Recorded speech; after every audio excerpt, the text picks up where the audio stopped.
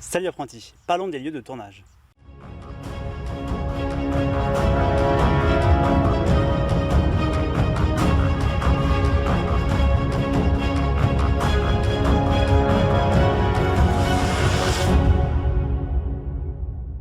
Le lieu de tournage est vraiment un élément important dans ta chorégraphie parce que ça peut l'influencer plus ou moins fortement. À partir de maintenant, je vais considérer que tu vas filmer ta chorégraphie, peu importe que tu le fasses réellement ou pas. De toute manière, la plupart des choses que je vais t'indiquer vont rester valables.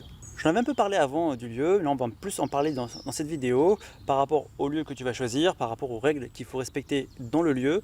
Alors, déjà par rapport au lieu, en quoi ça va influencer ta chorégraphie? Donc déjà, si c'est un terrain plat, si c'est en intérieur par exemple, une grande salle où il n'y a aucun élément, tu te doutes bien que là tu vas pouvoir vraiment faire tous les mouvements que tu veux tant que ça reste à plat. Tu peux faire bien sûr des sauts, etc. C'est pas ce que je dis, mais tu peux pas te servir d'éléments de décor. Tu peux pas te servir de monter sur quelque chose. Si t'as rien, tu vas pas monter dans le vide. Donc voilà, tu auras une grande liberté sur un espace bien dégagé, bien plat. Tu as vraiment une grande liberté de mouvement. Je te conseille ce genre d'espace pour tes premières chorégraphies. Pour t'entraîner déjà, tu ne mets pas de difficulté avec le décor. Fais vraiment des espaces plats et où vraiment tu as de la place de faire tous tes mouvements que tu souhaites sans être gêné. Pour tes premières chorégraphies, c'est vraiment important que tu fasses cela. Ensuite, tu vas peut-être vouloir mettre un petit peu de détails dans ton décor, varier un petit peu les décors. Par exemple, là, on est dans un décor naturel. Il va y avoir des arbres, il va y avoir des rochers, des petits murets, ceci, cela. Le terrain ne va pas être droit. Donc tout ça, tu vas pouvoir t'en servir ou pas dans ta chorégraphie. Mais par exemple, si tu es en pleine forêt, tu te doutes bien que tous les mouvements circulaires assez larges risquent d'être assez limités. Sauf bien sûr si c'est dans une clairière, mais sinon, si tu as plein d'arbres autour de toi, un mouvement circulaire, il y a de fortes chances qu'il touche un arbre. Donc, est-ce que tu vas vouloir cela? Mais si tu veux pas en fait être gêné par les arbres, en fait, il va falloir adapter tes mouvements aux arbres. Tu vas pas les couper pour faire ta chorégraphie. Donc, voilà, faut penser à ta chorégraphie au lieu où tu vas tourner. Alors, tu peux imaginer une chorégraphie sans avoir de lieu prédéterminé. Sauf que beaucoup de chorégraphies en fait peuvent s'adapter à tous les lieux. Après, aussi avec l'expérience, tu crées une chorégraphie, puis après, quand tu vas sur un lieu, tu te dis ah tiens finalement je vais aller tourner là. Tu vas aussi la réadapter, ta chorégraphie, tu vas la modifier. Mais voilà, c'est bien de penser à l'avance où tu vas vouloir filmer, ou à peu près le genre. Pas forcément un lieu très particulier, mais par exemple, tu dis là je veux faire ça dans un endroit plat. Bon voilà, après tu dis là j'ai envie de faire ça dans une forêt. Voilà, même si tu sais pas où, en quelle forêt, quel endroit précis de la forêt, c'est pas grave. Au moins tu sais que tu vas être entouré d'arbres. Donc il va falloir aussi également limiter, comme je disais avant, les mouvements circulaires. Quand tu seras habitué à faire des chorégraphies, je conseille vraiment de changer souvent les décors. Déjà pour toi, pour que ça te plaise, toujours autant de faire des chorégraphies, pas toujours sur le terrain plat, tu connais par cœur. Sur différents terrains, essaye de faire varier tes chorégraphies, de jouer avec le décor, de jouer avec les éléments qu'il y a autour. Voilà, c'est toujours plus sympa aussi visuellement et également pour toi en fait, pour faire ta chorégraphie, pour toujours t'amuser à les faire. J'en avais déjà un petit peu parlé avant, mais il faut bien que tu comprennes que lorsque tu vas faire une chorégraphie en extérieur, il y a forte chance que ça attire l'attention. Donc ça, c'est un point qui est vraiment à prendre en compte, parce que si tu vas dans un parc où il y a beaucoup de monde, forcément les gens vont te regarder. Déjà s'il y a une caméra, bon, même si on est censé être plus habitué aux caméras, mais souvent je trouve que les gens sont attirés par des caméras, sont là en train de regarder bêtement la caméra, ou vont se regrouper autour, dire quelque chose qui se passe extraordinaire, alors que non, il n'y a rien forcément d'extraordinaire, il y a juste des gens en train de s'amuser, en train de faire une chorégraphie, ou même là, tu vois, si j'étais au niveau d'un parc, forcément ça allait attirer des gens qui vont dire mais qu'est-ce qu'il fait avec sa caméra? Pourquoi il faut le prendre en compte? Alors, il n'y a pas que par rapport au fait que tu peux attirer une petite masse de foule, mais c'est aussi par rapport, ça c'est partie des règles sur les lieux de tournage, en fait ton matériel, quand tu es en train de faire ta chorégraphie, ton matériel peut ne pas être surveillé. Donc voilà, il faut quand même toujours faire attention au vol de matériel qu'il peut y avoir, à la dégradation de matériel. Soit tu as une personne qui est là juste pour surveiller le matériel, ou par exemple parce que si la personne qui est en train de filmer, tu ne mets pas sur un pied comme moi, il y a une personne qui tient la caméra à la main et qui a filmé, ou même si la caméra est posée sur un pied, qui peut faire des panneaux, etc. Voilà, donc si tu es une personne qui est en dehors de la chorégraphie, qui donc peut surveiller le matériel, voilà, c'est toujours bien. Sinon, toujours avoir un petit œil sur son matériel de temps en temps. Alors pas tout le temps parce que sinon on va devoir en train de regarder ton matériel, mais je dirais voilà, faut pas que tu restes très loin de ton matériel et que tu fasses gaffe, notamment quand il y a des gens qui se rapprochent. Voilà, c'est malheureux à dire, mais voilà, il y a aussi des vols, il y a aussi de la détérioration de matériel, ce qui serait un peu dommage. Autre règle sur les lieux de tournage, personne n'a la priorité sur personne. C'est pas parce que tu fais une chorégraphie, pas parce que tu te filmes que tu as une priorité sur quoi que ce soit sur eux. Pareil aussi inversement. Ce qui veut dire que eux normalement devraient faire attention quand même à pas aller sur toi, mais toi également il faut que tu fasses attention à ne pas les toucher avec ton sabre laser par exemple, ou dans tes mouvements, peu importe que tu utilises un sabre laser ou un manu, c'est pareil, et faut que tu fasses quand même gaffe à pas mettre un coup de sabre laser, par exemple à un enfant qui passe, etc. Un enfant, je dis mais ça peut être un adulte, parce que les enfants font peut-être moins gaffe, hein, les enfants assez jeunes, notamment si tu fais des endroits où c'est un parc d'enfants, bah faut que tu fasses attention beaucoup plus aux enfants. Donc voilà, ce sont des choses qui sont à faire attention, notamment, ça peut paraître un peu comme ça, enfin au départ on n'y pense pas forcément, c'est s'il y a des chiens, les chiens ils comprennent pas que tu es juste en train de t'amuser à faire une chorégraphie, donc ils peuvent voir une certaine agressivité alors qu'il n'y en a pas du tout, ou même juste le fait que tu manipules un sabre laser, eux ils pensent que c'est un bâton. Donc voilà, aussi faire attention à cela, moi ça m'est jamais arrivé ce genre de mésaventure, mais bon ça peut arriver, j'ai tourné dans des parcs où il y avait du monde, quand c'est des parcs où les gens ont l'habitude de voir des personnes pratiquer des arts martiaux, en fait ils passent devant sans trop regarder, des fois ils peuvent jeter un coup d'œil, mais pas plus que cela. J'ai tourné des chorégraphies entières dans un parc, il y avait des gens qui n'étaient pas très loin, ils s'en moquaient totalement. Autre point, lorsque tu fais un tournage en extérieur, c'est la météo.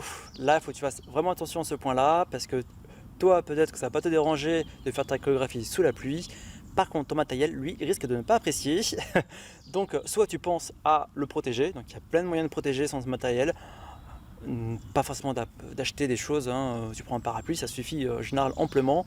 Voilà, donc, mais il faut quand même que tu penses que si tu vas tourner sous la pluie, que tout le monde soit d'accord quand même de faire une chorégraphie sous la pluie, peut-être que c'est voulu, ou même dans la neige, on n'a pas forcément envie d'avoir froid. Voilà, donc tout ça après, sûr, il y a d'autres, on parlera après de l'échauffement, etc. Mais la météo, quand tu tournes à l'extérieur, c'est vraiment important, comme aussi la luminosité. Donc tu vois que là, la luminosité, elle a diminué. Voilà, notamment le soleil. Quand tu vas filmer en extérieur, le soleil, où est-il placé? Ça c'est très important parce que si tu filmes le soleil en plein dans ta caméra, ça risque d'abîmer ta caméra déjà dans l'objectif. Ça c'est très mauvais, un objectif qui vise le soleil, à moins bien sûr qu'il y ait des protections dessus, mais sinon évite le soleil direct. Et c'est pareil pour la lune, hein. Si tu tournes en pleine lune, c'est très sympa parce que tu peux voir tout ce qui se passe.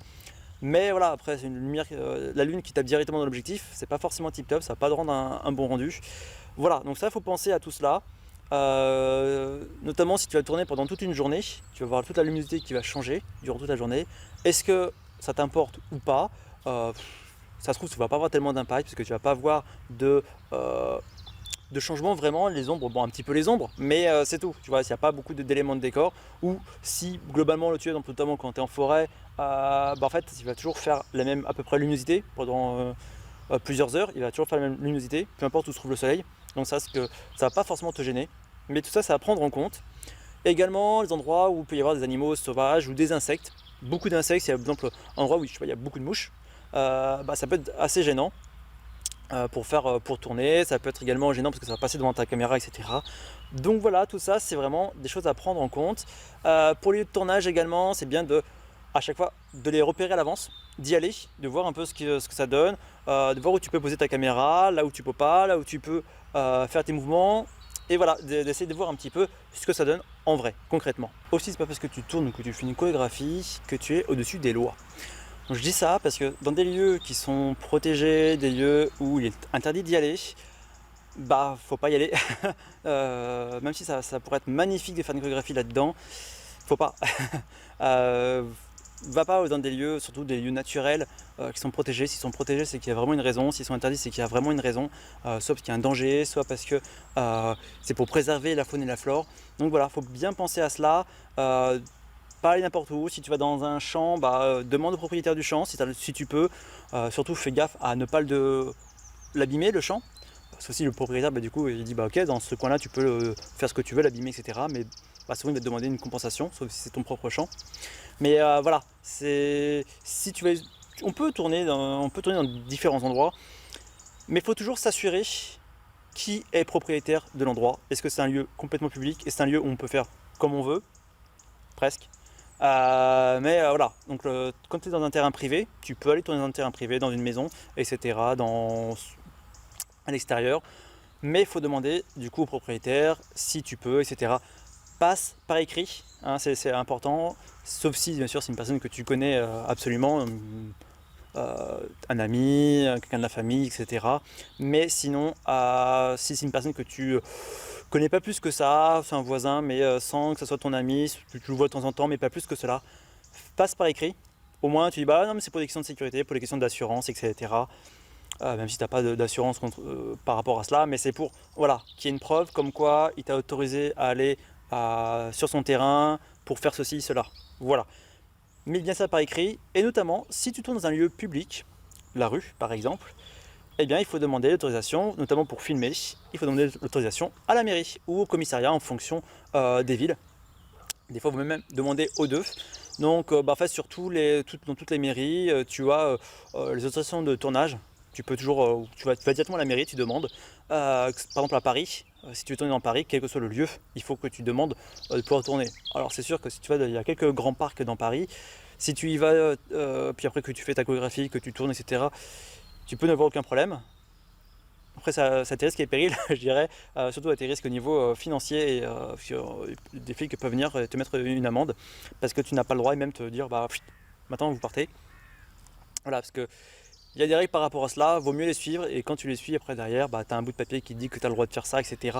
Et notamment, c'est déjà arrivé à des camarades de classe en fait qu'ils avaient pas prévenu la police et notamment ils ont fait un tournage à l'extérieur où ils avaient des cagoules et notamment ils faisaient une petite scène avec une voiture à côté, etc. Et les riverains ont appelé les flics qui sont venus, du coup ils sont allés au poste. Voilà, parce qu'ils ont cru que c'était vraiment, alors je sais plus c'était quoi, si c'était un carjacking, etc. qui se passait, voilà, qu'il y avait quelque chose d'un qui se passait, en fait les flics nous les ont vraiment amenés au commissariat. Tu peux aller assez loin, hein, ce genre de choses, donc vaut mieux prévenir les autorités que tu vas faire cela. Bon après tu vois, si tu es en extérieur, en forêt, tu peux le faire. Après, si c'est quelqu'un qui regarde un peu bizarrement, tu dis non, c'est une chorégraphie, on filme, il n'y a rien, c'est bon, c'est un petit tournage. Comme ça, c'est bon, tu t'es débarrassé d'une possible intervention de la police. Vaut mieux éviter. Voilà, comme ça tu as déjà pas mal d'informations sur les lieux de tournage. N'hésite pas à laisser un commentaire en dessous de la vidéo. Si tu as aimé, mets un pouce bleu, partage la vidéo, ça fait vraiment plaisir. Et abonne-toi si ce n'est pas déjà fait. Si tu t'abonnes, n'oublie pas de cliquer sur la petite cloche pour recevoir les notifications.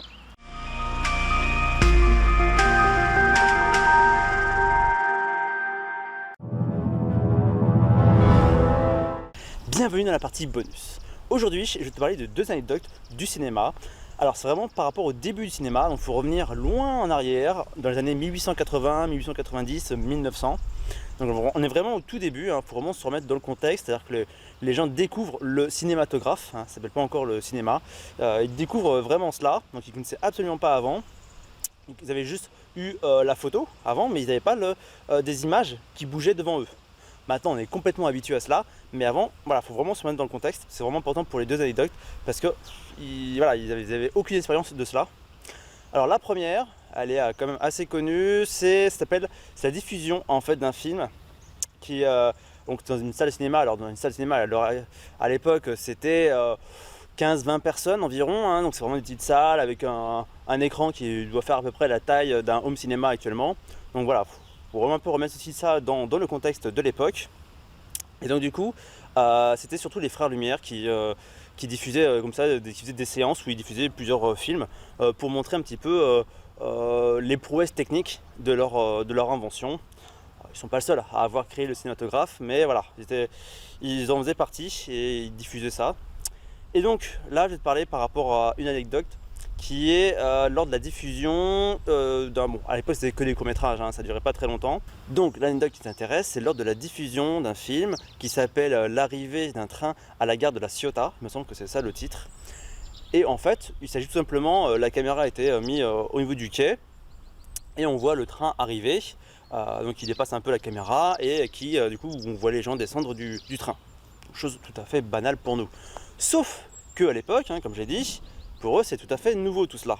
Ils ne voyaient pas d'image en mouvement. Donc lors de la diffusion du film, ça s'est passé à plusieurs reprises, en fait les gens ont complètement fui le cinéma, ils se sont enfuis en courant parce qu'ils ont vraiment eu peur, ils ont cru qu'il y avait un train qui allait leur foncer dessus. Ouais, c'est quand même assez impressionnant par rapport à ce qu'on voit maintenant et que des gens, pour une chose aussi banale que de voir un train arriver, fuient. Donc là, voilà, c'est vraiment quelque chose de, je trouve assez cocasse. Voilà, les gens ils ont peur d'une image. En fait, ils savent très bien qu'ils ont vu l'écran blanc avant, ils ont vu les choses que c'était projeté, etc. Mais pourtant, réaction, hop, on fuit parce qu'on croit qu'il y a un train qui nous arrive dessus. Voilà, ça c'est pour la première anecdote. Deuxième anecdote, en fait, c'est la création de... Alors c'est soit le premier, soit l'un des premiers effets spéciaux de l'histoire. Donc il faut savoir aussi, remettre à nouveau dans le contexte, c'est qu'à l'époque, on posait la caméra ou on la tenait à la main, peu importe, on filmait et après on rediffusait tel quel. Il n'y avait aucun montage, il n'y avait pas tentative de quoi que ce soit d'essayer, je veux dire, de créer quelque chose. En fait, il n'y avait pas vraiment, les seules histoires qu'il pouvait y avoir, c'est qu'en fait on filmait dans une sortie d'usine, on filmait l'arrivée d'un train, on filmait des gens en train de travailler, etc. Ou on filmait quelqu'un en train de danser devant la caméra, choses comme ça. Voilà, il y avait des petites scénettes comme ça, mais il n'y avait pas de trucage en fait. Il n'y avait aucun trucage, que ce soit au niveau du montage ou au niveau des effets spéciaux, parce que de toute façon il n'y en avait pas des deux. Et donc, cet effet spécial qui a été créé, comme beaucoup d'inventions, comme beaucoup de découvertes, par pur hasard.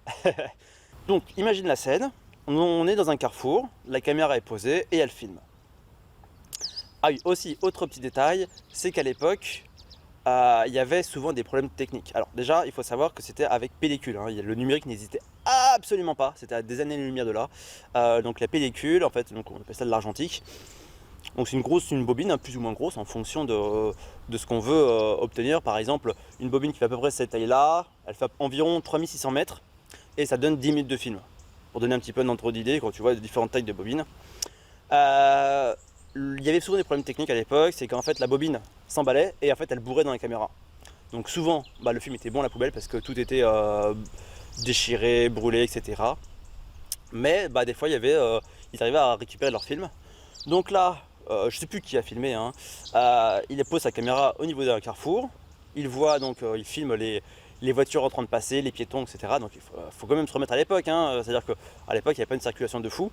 Pendant qu'il filmait, il a eu le problème technique que je viens d'évoquer, c'est en fait la pellicule s'est emballée, ça a bourré, et il s'est dit mince, donc il a récupéré son matériel, il a rembobiné la bobine, et il a diffusé donc il a regardé ce qu'il a filmé, voir ce que je peux récupérer, au moins un bout de la bobine. Et là, donc il filme, il voit le début de son film, et au moment où il y a eu le bourrage, pile instantanément, donc en fait on voit un bus scolaire arriver, donc c'est dans ce sens-là, mais je ne sais plus dans quel sens c'est exactement. J'essaie de retrouver les images, mais j'ai pas réussi à retrouver ce petit film. Donc on voit arriver un bus scolaire, et instantanément, dans le même angle, même vitesse à peu près, même direction, tout était pareil. À peu près, je crois que ça arrive à peu près, mais en plus au milieu de l'image, au milieu du carrefour, on voit que le bus scolaire se change instantanément en corbillard.